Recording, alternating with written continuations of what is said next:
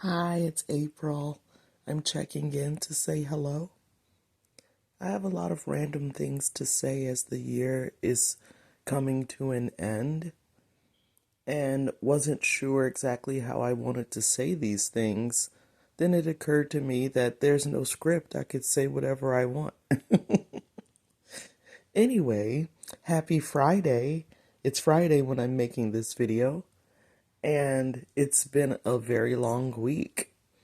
I want to say first that my God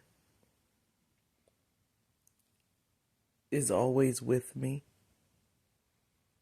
He holds me in his arms. He holds me up in his righteous right hand. His arm is strong, and he won't allow me to feel alone. I wanted to say that first. Something occurred to me, and that is that people who are set apart, called, and chosen all at the same time, a lot of time people knew that when they were very small, very young, and attacked their self-esteem very early and continued to try and do so. Now, a lot of people, when they have had adults attacking their self-esteem as small children, it has affected them in a way where they might have begun to overcompensate for that with big amounts of outward pride and with people pleasing.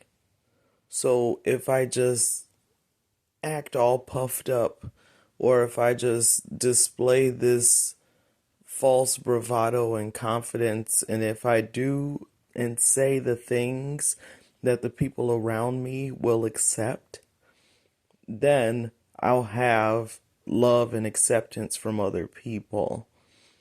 And I think that that is great as a coping mechanism, but as a long-term solution, it's really not. I'm thinking that the attacks that were done on you from years and years back has to be dealt with like emotionally. You would have to go through each person who hurt you and forgive them and do that work so that you can move forward with normal amounts of self-esteem that frees and releases you from people pleasing. Now, the problem with people pleasing is that every person wants something different, right? And a lot of time what other people want is not what you want. And a lot of times what other people want is not what God wants. And that's where it gets real hairy, because if you don't do what God wants as a called and chosen person, your life gets destroyed. I'm not even being dramatic. That's the real truth. And sometimes it doesn't look like destruction.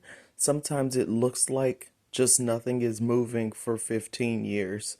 And that's called stagnation. Anything stagnant is full of dead things, full of no growth. So that's not where you want to be. Where you want to be is healed inside and able to make decisions based on what God is telling you, not based on what the people around you are telling you.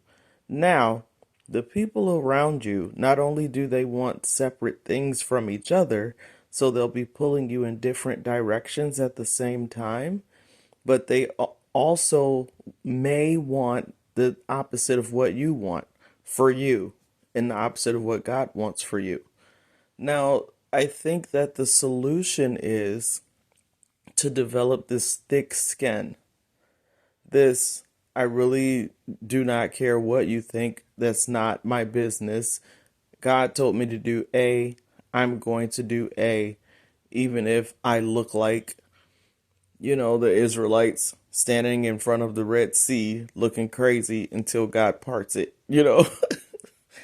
because that's a lot of times how it looks to other people like you're crazy and you're doing something that doesn't make sense until God does what he does in response to your obedience. And then they go, oh, look, let's write this down in the history books. This was great. His faith was great. But beforehand, you look like a nut to a lot of people. And you'd have to be okay with people thinking that way about you as long as you have the approval of God. A lot of times, what he is telling you is not socially acceptable.